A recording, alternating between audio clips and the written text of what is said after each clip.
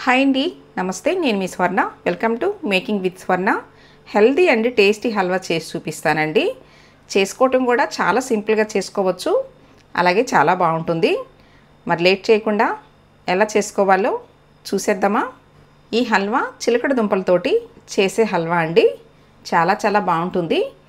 నేను ½ కేజీ వరకు చిలకడ దుంపలు తీసుకుని ఇలా శుభ్రంగా కడగాలి. కడిగిన తర్వాత స్టీమ్ మీద పెట్టి ఉడికించుకోవాలండి.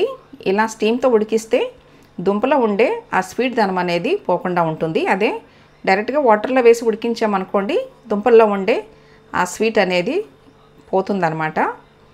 ఇలా మూత పెట్టేసేసి ఒక 10 నిమిషాలు మీడియంలో పెట్టుకుని ఉడికించుకుంటే సరిపోతుందండి. చూడండి, మీకు 10 నిమిషాల తర్వాత చూపిస్తున్నాను. ఫోర్క్ తోటి ఇలా గుచ్చి చూస్తే మెత్తగా ఉందనుకోండి, ఇంకా దుంపలు ఉడికినట్లే. ఇవి చల్లారిన తర్వాత వీటి మీద ఉన్న పై తొక్క తీసేసుకోవాలి. చూడండి, ఇలా అన్నిటికీ తీసేసిన తర్వాత ఫోర్క్ తోటి స్మాష్ చేసుకోవాలండి. చాలా సింపుల్గా చేసుకోవచ్చు, టేస్ట్ కూడా చాలా బాగుంటుంది. అలాగే హెల్త్కి కూడా ఈ స్వీట్ పొటాటోస్ చాలా మంచిది కదండి. ఇలా మెత్తగా స్మాష్ చేసుకోవాలి. ఇప్పుడు ఇది పక్కన పెట్టేసేసి స్టవ్ మీద ప్యాన్ పెట్టుకోవాలి. ప్యాన్లో 3-4 స్పూన్లు నెయ్యి వేసుకోవాలండి.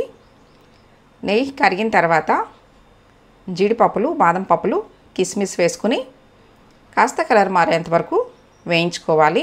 గోల్డెన్ బ్రౌన్ కలర్ వచ్చిన తర్వాత ఇప్పుడు వీటిని ఒక గిన్నెలోకి తీసేసుకోవాలి. ఇప్పుడు ఇదే నెయ్యిలో 3-4 స్పూన్లు బొంబాయి రవ్వ వేసుకోవాలండి. దీన్నే సుజీ రవ్వ అంటారు, ఉప్మా రవ్వ అంటారు. రవ్వ ఎందుకు వేసుకోవాలంటే హల్వా తినేటప్పుడు నోటికి చుట్టుకోకుండా ఉండటం కోసమని ఇలా బొంబాయి రవ్వ వేసుకుంటే బాగుంటుంది. బొంబాయి రవ్వని కంపల్సరీ ఇలా గోల్డ్ కలర్ వచ్చేంత వరకు వేయించుకున్న తర్వాత మాత్రమే స్మాష్ చేసుకున్న ఈ చిలకడ దుంపల పేస్ట్ అనేది వేసుకోవాలి.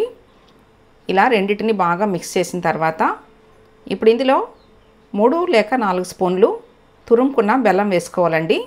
బెల్లం వేసిన క్లిప్ మిస్ అయింది. నేను 3 స్పూన్లు బెల్లం వేసానండి. మీరు ఇంకా కొంచెం స్వీట్ తినాలనుకుంటే ఇంకొక స్పూన్ ఎక్కువ వేసుకుని బెల్లం చేసుకోవచ్చు. తర్వాత 1 స్పూను నెయ్యి వేసుకుని ఇలా ప్యాన్ నుంచి సపరేట్ అయ్యేంత వరకు కలుపుతూ ఉండాలండి. స్టవ్ని లో ఫ్లేమ్లో పెట్టుకునే కలుపుకోవాలి. హై ఫ్లేమ్లో పెడితే మాడిపోతుందండి. ఇప్పుడు ఇందులో వేయించి పక్కన పెట్టుకున్న డ్రై ఫ్రూట్స్ వేసేసుకోవడమే. చాలా చాలా సింపుల్గా చేసుకోవచ్చు, అలాగే టేస్ట్ కూడా చాలా బాగుంటుంది. మీరు కూడా తప్పకుండా ట్రై చేసి మీకు ఎలా వచ్చిందో నాకు కామెంట్ చేయండి. చిలకడ దుంపలతో చేసిన హల్వా రెసిపీ మీకు నచ్చినట్లయితే ఈ వీడియోని తప్పకుండా లైక్ చేయండి. మీ ఫ్రెండ్స్ అండ్ ఫ్యామిలీ మెంబర్స్కి షేర్ చేయండి. ఫస్ట్ టైం నా ఛానల్ చూస్తున్న వాళ్ళు తప్పకుండా సబ్స్క్రైబ్ చేసుకోండి. మరెన్నో టేస్టీ వెరైటీ హెల్దీ రెసిపీస్తో మీ ముందుకు వస్తాను. Thanks for